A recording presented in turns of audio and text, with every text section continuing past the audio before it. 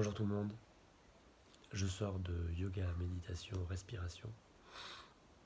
Et du coup, hier on a parlé du chakra 7, c'était dimanche. Et on repart, si vous voulez. On est lundi, donc chakra 1, même si on pourrait le faire dans l'autre sens, puisque je pense profondément que le but ultime d'un chemin, c'est de faire descendre et de concrétiser dans notre vie ce qu'on va chercher au plus profond de nous. C'est notre acte de création et d'expression. N'empêche que le début du chemin, il faut quand même partir du 1 jusqu'au 7. Vous voyez, même si à la fin, c'est de permettre à tout ça de redescendre et de s'incarner dans la matière, il faut quand même arriver en haut d'abord. Hein. Et donc c'est pour ça que, en tout cas dans ma pratique et dans ce que je propose, la plupart du temps, dans un premier temps, on part du 1 pour aller au 7. Alors, chakra 1, par exemple, ce qui ferait partie du chakra 1, c'est de prendre conscience que de plus en plus d'études, il y a plein de scientifiques qui se sont mis à étudier la méditation. Et en général, ce n'est pas des méditations très poussées, pleine conscience, des choses comme ça.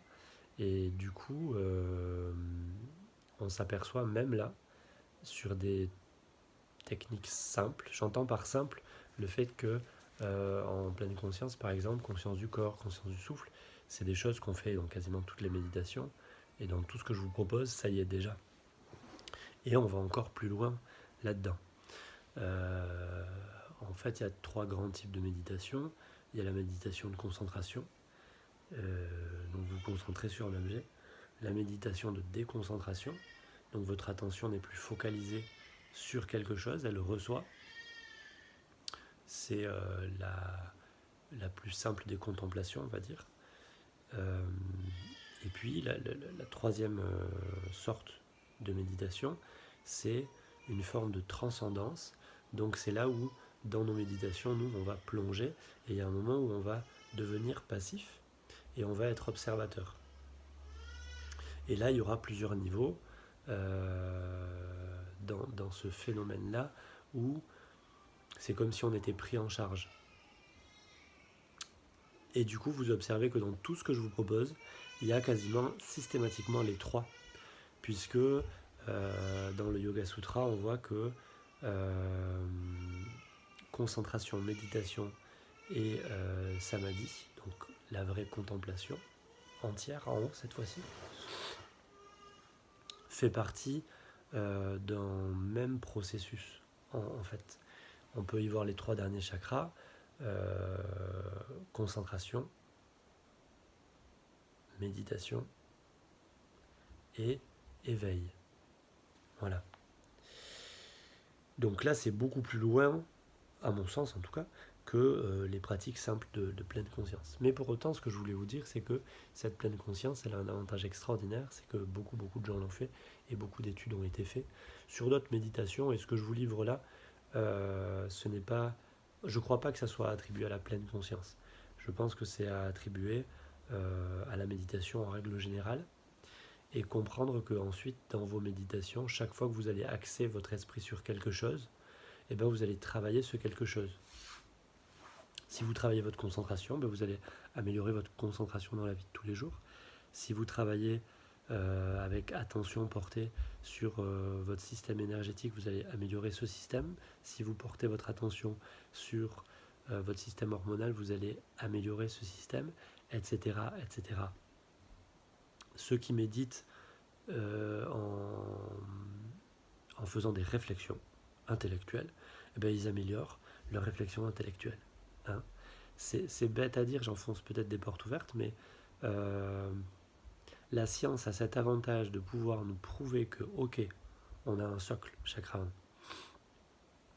Effectivement, la méditation a un effet bénéfique sur le physique, sur le psychisme, sur ma relation aux autres, il y a vraiment un effet concret dans ma vie.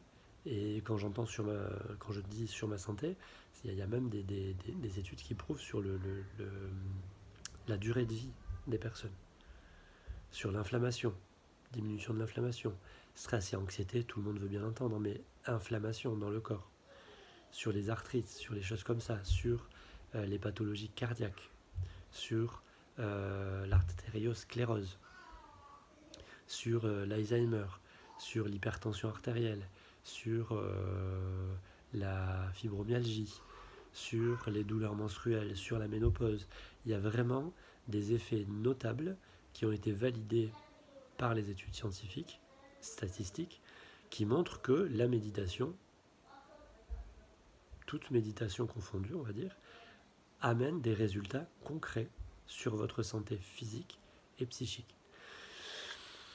Ensuite, partant de là, la science, elle ne peut pas non plus... Après, c'est personnel, c'est-à-dire que vous faites, quand je vous donne mes méditations, par exemple, vous faites conscience du corps, du souffle, voilà, vous avez fait la pleine conscience, et ensuite, on va rajouter quelque chose. Et à chaque fois que vous allez rajouter quelque chose, vous allez travailler cet aspect spécifique de votre organisme ou de votre psychisme. Voilà. Ça, par exemple, pour moi, c'est du chakra 1 parce que c'est de la structure. Vous voyez ? Ensuite, ce qui va être du chakra 1, c'est l'organisation de ma journée. Moi, je me lève 1 heure, 1 heure et demie, des fois 2 heures plus tôt avant, parce que vous entendez, ça y est, ma femme s'occupe de mes enfants, ils sont en train de se réveiller, il va falloir que j'arrête mon yoga et que je sois à eux. Si je ne fais pas cette organisation simple, je n'aurai plus de yoga. Et je vous passe les conséquences de ça. Plus de vidéos pour vous. Troubles dans ma vie beaucoup plus difficiles, beaucoup moins de clarté, etc. etc. Ensuite, le chakra 1, plus noblement, ça va être, mais vous allez voir que ça va avec, prise de conscience que mon corps, c'est tout ce que j'ai mangé, que j'ai intégré, et que j'ai transformé pour créer mon corps. Ça veut dire que mon corps, c'est la terre.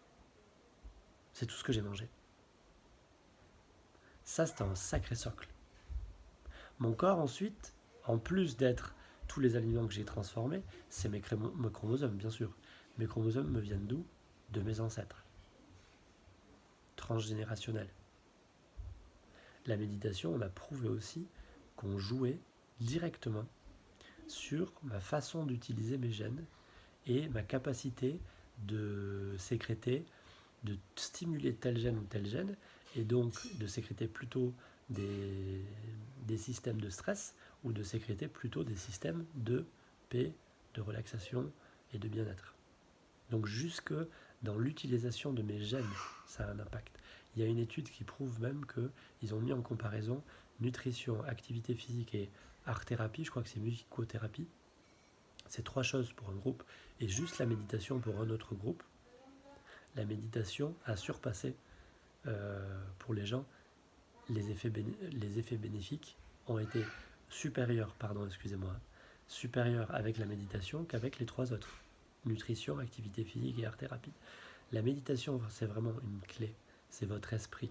C'est l'art de prendre contact avec votre propre esprit et toute sa puissance. Je reviens, non pas à mes études, mais à mes ancêtres, et donc à la génétique. La génétique, ça c'est un sacré socle aussi, c'est le minéral dans mon modèle à moi. C'est ce que m'ont transmis mes ancêtres. Donc ça c'est pour le corps, mais il y a aussi mon mental, mon esprit. Souvent on pense que les choses ont toujours été. Mais un jour, sur cette planète, l'homme a été comme un enfant nouveau-né, sans pensée, sans rien, sans mots. Tout était... je ne saurais pas le décrire. Ça devait ressembler à un vide assez conséquent. En tout cas, c'était beaucoup plus proche de l'animal que de l'intellect de l'homme d'aujourd'hui. Construit. Du coup, il faut prendre conscience que sur des millions et des millions d'années, des milliers, peu importe, des milliers, c'est aussi chaque concept, chaque pensée, par les religions, par les philosophies, mais par en tout cas la transmission, chaque génération avançant, chaque génération amenant un concept de plus, un mot de plus, et 2 mots, et 3 mots. Ça s'est fait sur des milliers d'années pour faire en sorte qu'aujourd'hui, vous êtes né, on est en 2019, j'ai été éduqué avec des mots, avec une lecture, avec des mathématiques, avec des philosophies qui me viennent des religions et des philosophies gréco-romaines en grande partie pour nous. Tout ça a forgé mon esprit et fait en sorte que je pense comme je pense aujourd'hui grâce à tout ça. Donc là aussi, il y a une transmission extraordinaire. Et tout ça, c'est ma fille qui arrive. Je suis en pleine vidéo. Salut ma fille. Hop. Oui. Oh là là. Oh là là, oui. Je suis en pleine vidéo, j'en ai pour 2 minutes. c'est 2 minutes. Allez, viens, on va manger. Noé, s'il te plaît, je veux pas trop qu'on vous voit sur les vidéos. Merci. J'arrive dans 2 minutes, ma choupette. 2 minutes. Bon, je vais vite, hein. Donc, tout ça, ça me place dans une humilité. Je propose même une méditation sur la page Facebook. Je sais pas si je l'ai... Non, je l'ai pas mis sur la chaîne YouTube. Sur la page Facebook, une méditation où on ferme les yeux, conscience du corps, conscience du souffle toujours, et on imagine une route, un chemin derrière nous. Et peut-être qu'on le fera, je le ferai vraiment plus profondément, mais vous pouvez comprendre le concept déjà. Imaginez toutes ces milliers d'années avant vous et toutes ces personnes, ancêtres directs comme non directs, c'est-à-dire l'humanité s'est construite, la psyché, l'intelligence, la philosophie, ma façon de voir la vie, chaque mot a une histoire. Et tout ça s'est construit petit à petit et j'arrive aujourd'hui à ma vie, à ce que je pense. Et ça, c'est totalement extraordinaire et je trouve que de faire cette petite méditation, moi en tout cas, ça me replace dans une histoire, ça forge l'humilité et en même temps, ça me donne la force de dire oh, t'as ton boulot à faire toi aussi. T'as ta pierre à amener à cette humanité, à tout ce qu'elle a construit. Et je trouve ça extraordinaire. Donc tout ça pour moi, c'est le socle, c'est le chakra 1. Voilà. Et du coup, bien sûr, hein, dans tout ce qui est corps et état d'esprit, la mère a un rôle magnifique, extraordinaire et hyper important. On est créé dans le ventre de notre mère, donc notre corps vient du corps de la mère. Donc il y a plein de schémas inconscients dans notre esprit qui viennent des schémas de la mère. Donc ça c'est important aussi à comprendre. Encore chakra 1. Le chakra 1 c'est la terre, c'est le rouge. Et du coup je vous propose une méditation. On est lundi. Vous prenez tout ça, ah j'ai oublié, c'est les reins et les surrénales. Tous ceux dont on vient parler. C'est marrant, en médecine chinoise, le Jing, qui est l'énergie source, la transmission, vous voyez, l'impulse de base transmis par les ancêtres, il est gardé par les reins. Et il y a un point qui est derrière la 3e lombaire. Donc c'est en plein milieu de votre cambrure, en bas du dos. Là se cache le Jing. Donc c'est vraiment cette région du ventre, mais particulièrement ce chakra 1, ce minéral, les reins, les surrénales.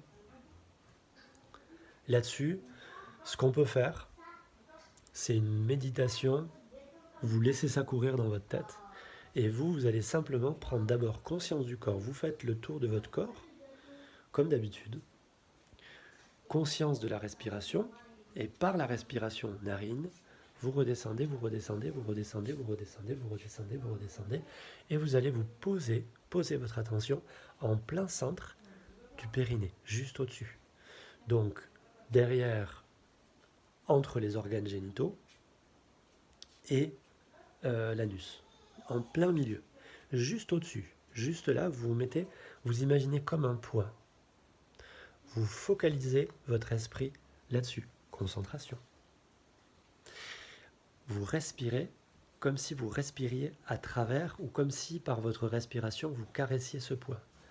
L'inspiration fait monter, l'expiration fait descendre. L'inspiration fait monter, l'expiration fait descendre au niveau énergétique ici. Focalisez sur ce point. Une fois que vous avez bien focalisé sur ce point, si les pensées tournent, tout ça, c'est pas grave, vous revenez au point. C'est normal, hein, ne dites pas j'y arrive pas. C'est normal. Vous focalisez sur ce point. Et c'est comme si petit à petit, vous alliez, au fil des respirations, rentrer dans ce point. Plus vous allez focaliser, plus vous allez rentrer dans ce point. Et c'est comme s'il y avait une petite porte et hop, le point, vous allez pouvoir rentrer dedans et il va devenir plus gros. Et là, vous allez imaginer comme un petit ballon, comme un petit poumon à ce niveau-là. Et à l'inspiration, bien entendu, vous allez le gonfler d'énergie et à l'expiration, vous allez le détendre. À l'inspiration, vous allez le gonfler d'énergie et à l'expiration, vous allez le détendre. À l'inspiration, vous allez le gonfler d'énergie en pensant au surrénal, au rein, à l'énergie source. Et à l'expiration, vous allez vous détendre complètement. Et à un moment, votre conscience va commencer à lâcher un petit peu. Et quand votre conscience va commencer à lâcher un petit peu, vous penserez à la couleur rouge. À cet endroit-là, le rouge. Bien sûr, mais vous n'y pensez pas pendant votre méditation, mais vous y penserez après la méditation. Ce rouge, il aura des caractéristiques. La pleine santé du chakra 1, vous voyez, c'est un rouge brillant, illuminé, translucide, comme un diamant teinté de rouge, vous voyez. Vraiment quelque chose de puissant, mais de brillant. Voilà. Pour toutes les couleurs, ça sera toujours pareil. On avait vu dans le cycle éléments qu'on pouvait faire la même chose avec les textures, bien sûr. Là, on est au chakra 1, donc c'est le minéral, c'est la pierre, mais c'est aussi la terre. Et donc la terre, quelle texture a ma terre? Est-ce que ma terre, elle est cramoisie, sèche, elle manque d'eau? Est-ce qu'elle est brûlée? Ou est-ce qu'elle vit? Est-ce qu'elle est, vous voyez, comme une bonne terre souple, dense, forte, nourricière? Donc là, on a aujourd'hui, je ne sais pas pourquoi je fais les couleurs. Et donc, c'est la couleur rouge. Et du coup, dans votre respiration, vous allez imaginer ce point rouge qui se gonfle, qui relâche, qui se gonfle, qui relâche. Et à un moment, à la base de votre inspiration, écoutez bien, c'est comme si à la base, donc toute la fin de votre expiration, c'est comme si à la fin de votre expiration, vous allez chercher une petite étincelle lumineuse, une petite étoile, et vous la mettez par votre inspiration, à la base de votre inspiration, vous la mettez dans la couleur rouge. C'est comme si vous aviez une boule rouge et que vous mettiez une petite étincelle au centre. Et vous inspirez et vous imaginez que cette étincelle, elle va nourrir le rouge, elle va libérer le rouge, elle va laver, purifier le rouge. Et à l'expiration, vous détendez. À l'inspiration, vous mettez le blanc, le lumineux, le brillant. Vous illuminez le rouge et vous relâchez. À l'inspiration, vous illuminez le rouge et vous relâchez. Vous faites ceci pendant un moment. Et à la fin de la méditation, vous laissez tout tomber. Vous lâchez complètement tout ça. Vous vous laissez choir et vous prenez conscience de votre corps, de vos os et de vos muscles, qui sont les tissus du premier chakra. C'est tout. Mais là, vous ne faites rien, vous ne forcez rien. Vous laissez juste votre attention se poser dessus. C'est tout. Et vous laissez comme ça quelques minutes reposer en paix, calmement, dans une forme de silence. Alors, je répète, parce que quand même ça en fait. Mais il faut que votre cerveau entende tout ça, votre inconscient entende tout ça. Après la méditation, il faut que ça soit simple, mais les informations, vous les avez, du coup ça va travailler au niveau inconscient. Donc, conscience du corps, vous vous posez, conscience du souffle, vous descendez grâce au souffle et vous ralentissez votre souffle. Le souffle, c'est votre petite étincelle qui est présente en permanence, qui permet à votre conscience de rester présente. Vous focalisez un point précis au centre du périnée. Vous respirez à cet endroit-là. Vous focalisez, vous concentrez. Il va y avoir un premier palier que vous allez passer au bout de 5-10 minutes. Le calme va se faire. Dès que vous le sentez, vous vous mettez au centre du périnée et vous imaginez un poumon, une bulle, qui inspire et qui expire, qui inspire et qui expire. Une fois que vous avez bien senti ce processus d'inspiration et d'expiration, vous allez imaginer que cette bulle devient rouge. Pour ce que c'est, juste vous imaginez du rouge. Une fois que vous êtes installé dans ce rouge et de l'inspire et de l'expire, vous allez simplement illuminer le rouge et relâcher. Illuminer le rouge et relâcher. Illuminer le rouge et relâcher. Et quand vous avez bien illuminé le rouge, vous lâchez tout. Sur une fin d'expiration, vous lâchez tout. C'est comme si vous éteigniez votre cerveau, vous prenez juste en conscience vos os, vos muscles, c'est tout. Les os et les muscles, donc le corps, quoi. Voilà, simplement la densité du corps. Et vous restez comme ça quelques instants. Logiquement, soit vous avez décidé dans le temps, 20 minutes, donc vous faites 5, soit vous avez le temps, en général en plein confinement on a le temps, et du coup là, vous allez voir que normalement, dans la dernière phase, vous allez vraiment vous reposer. Le vide va peut-être apparaître, la transcendance va peut-être apparaître, troisième chose de la méditation. Enfin, 3 parties, concentration, méditation, transcendance. Qu'est-ce que je disais ? Et oui, important, peut-être que vous sentirez qu'à un moment de votre état méditatif, il y a quelque chose qui va revenir dans votre corps et vous dire ok, c'est bon, tu peux te relever. Et vous inviter, souvent c'est sur une inspiration, à ouvrir les yeux et à continuer votre journée. Ça peut durer 5 minutes tout ça, ça peut durer une demi-heure, ça peut durer 1 heure, c'est comme vous voulez. Bien entendu, je vous parlais des études tout à l'heure. Les études qui sont faites, c'est en général entre 15 minutes et 30 minutes par jour, de façon quotidienne. Voilà. Ça va avoir un impact dans votre vie physique et psychique jusqu'à l'utilisation de vos gènes, c'est énorme. Au bout d'un mois, 1 mois et demi en général, c'est quelque chose comme ça. Comme pour beaucoup de choses, on remarquera. Je vous souhaite une très belle journée, un très beau lundi. Premier chakra, amusez-vous de vous.